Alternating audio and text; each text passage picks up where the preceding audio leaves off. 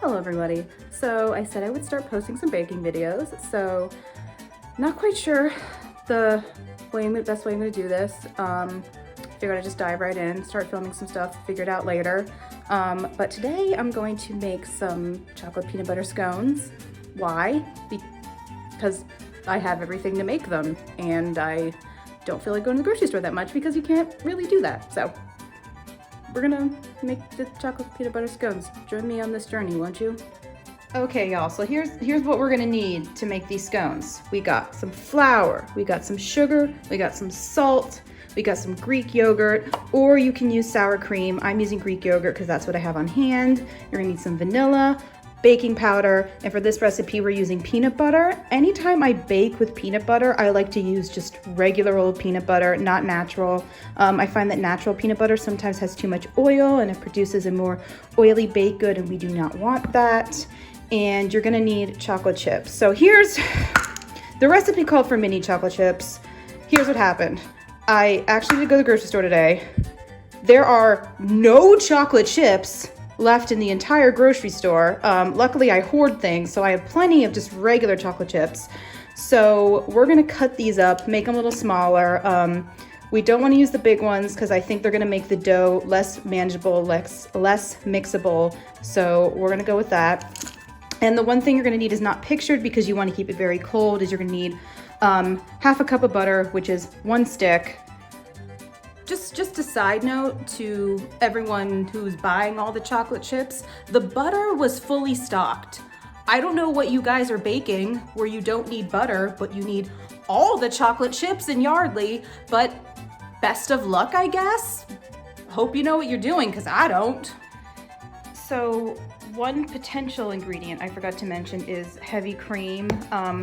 The scones I made last week called for equal portions of the Greek yogurt and heavy cream. I'm going to assume in this recipe they're replacing that with the peanut butter. I'm a little concerned that the scones won't be as moist if I don't add some type of liquid. So I'm going to just mix everything as the recipe calls for. And if I feel like the dough is too dry, I'm gonna add a little bit of heavy cream just to moisten it up. So I'm admittedly very bad at this. I forgot to tell you need an egg. So you will need 1 egg for this recipe. I think that's everything. So I'm just cutting up those chocolate chips. Like I said earlier, I want to get them smaller because I don't want to have the big chocolate chips in our scone dough. Don't think it'll work out too well if they're big. I don't have a reasonable explanation as to why, other than I'm just feeling it in my bones. I already cut up some. Could you use a food processor? I don't know. Do I want to? No, that's another thing to clean. Not about that life. Okay, so first you mix all your drying.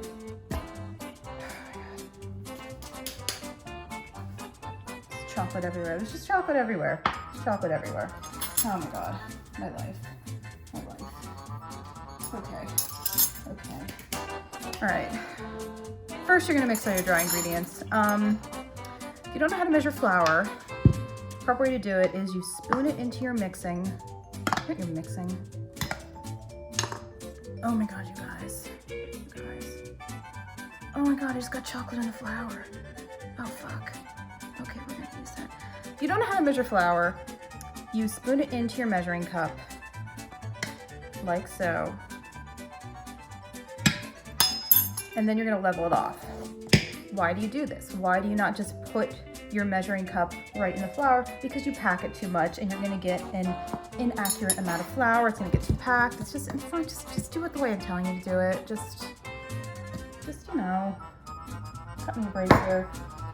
And then always sift your flour, because that just gets out a lot of the lumps. You don't want to have lumps, chunks of flour in whatever you're baking. I like using this wide bowl because it catches more of the flour as it goes everywhere. Cup number 2. Did I say you need 2 cups? You need 2 cups of flour. I realized when I went through all the ingredients at the beginning, I didn't see how much you were going to need.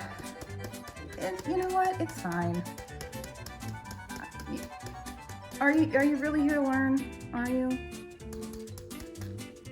Half a cup of sugar. This you can just dive right into the sugar.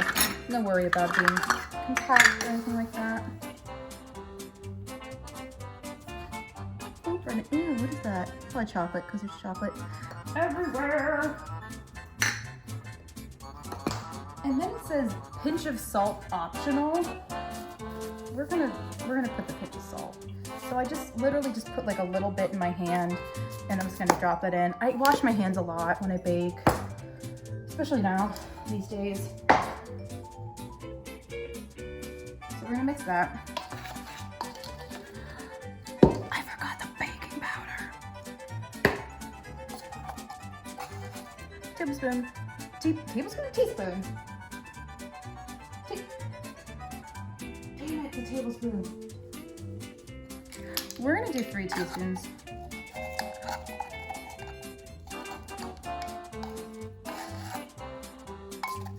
I hope for the best.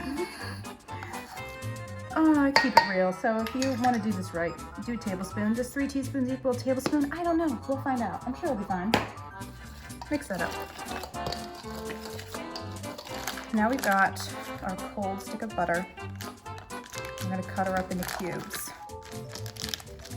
Just with a butter knife, you can use that same butter knife that you used to level off your flour. It looks like I have chocolate on it because there's chocolate over everything from me cutting up that chocolate. Hindsight, not a good idea, but you know what? We do what we gotta do.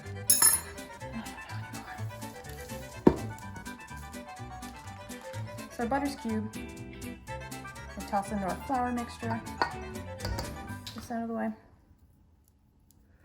So at this point, I'm gonna try to work fast because I don't want this butter to get too warm, melt or anything, because you want cold butter to go in your oven.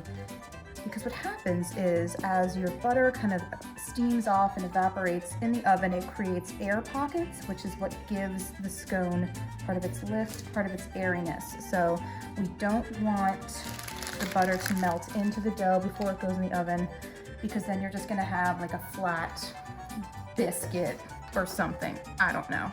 But I have a what is this thing called? This is pastry cutter. This is called a pastry cutter. I have a pastry cutter. I like to use this.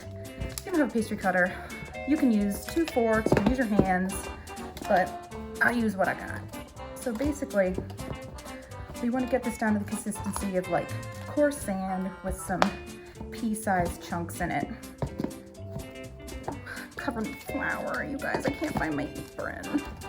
Okay, guys, this is about what we want. I'm gonna wash my hands. Okay, set aside our dry ingredients. Move on to our wet. So you need a 1/4 cup sour cream or Greek yogurt. I'm gonna do something I shouldn't. I'm just not gonna measure it because I can pretty much eyeball at this point. That's about a 1/4 cup. There is chocolate in this. That 1/3 cup of peanut butter. Again, I'm just gonna eyeball it. That looks about right. Yeah, looks about right.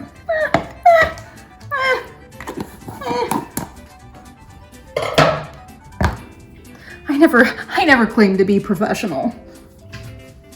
Add eggy.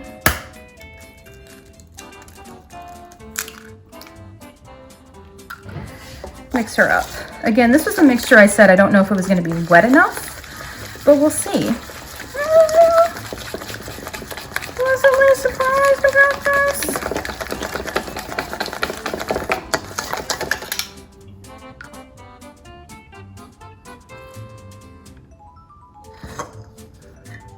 Doesn't look very moist to me.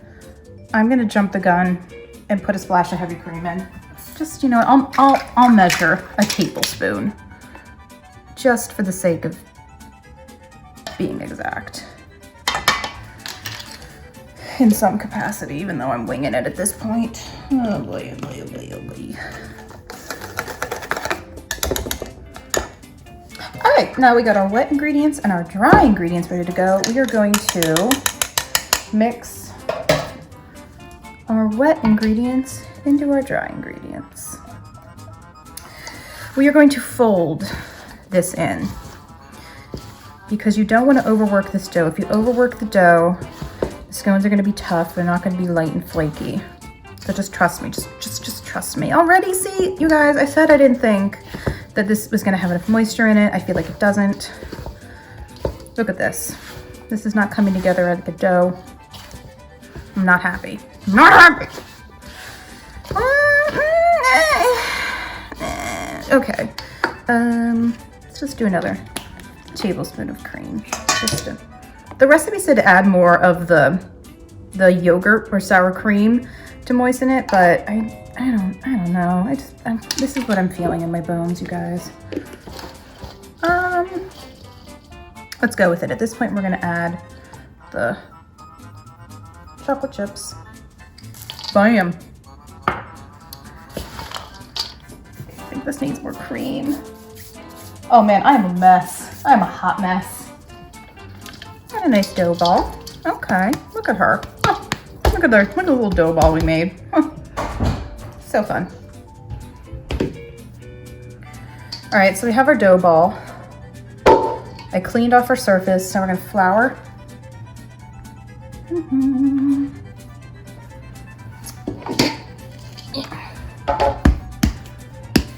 We're gonna roll it out.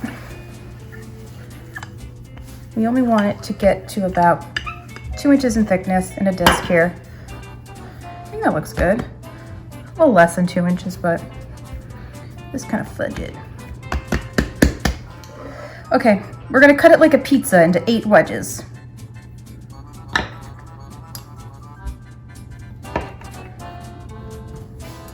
I have a cookie sheet here with a silicone baking pad. Fun fact, this is the first time I'm using a silicone baking pad, so we'll see how it works. So put them on the pad, give them plenty of space because they're gonna spread out, they're gonna rise, they're gonna do all kinds of good stuff. I feel good about that arrangement. Okay, these are gonna bake for 12 to 15 minutes at 400 degrees. I'm gonna start at 12, see how they look. So, here are scones.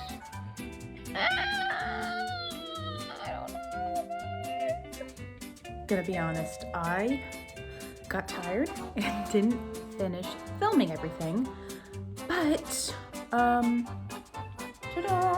These are our finished scones. I made a peanut butter glaze, and for the peanut butter glaze, I combined some melted peanut butter, powdered sugar, and heavy cream, mixed it together. So I got about this consistency. And then using a piping bag, I kind of drizzle/piped it on. If you don't have a piping bag, use a Ziploc bag. Yeah, I am very tired. I actually did taste one, they're pretty good. I was skeptical since I kind of winged it a bit, but I think they turned out pretty good. Let me know if you guys enjoyed this. You want me to talk more, talk less? Do more, do less, show more, show less. Yeah, thanks. Bye.